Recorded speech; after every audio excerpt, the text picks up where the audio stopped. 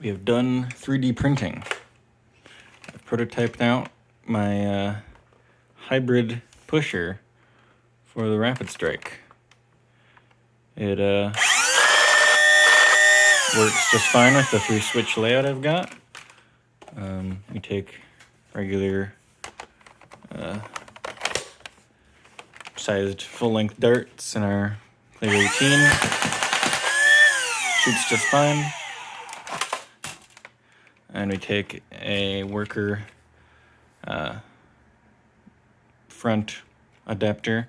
It does need a little bit of a cutout on it because the Rapidstrike has this little front bump in it on the handguard here. But if we take our standard Talon mag, throw it in there, you can see in there, it shoots out the darts just perfectly fine. Works really good. Of course, that means it works with touchy mags, any Talon geometry magazine.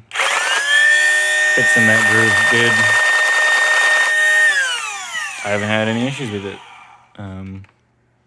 Models will be on Thingiverse and linked.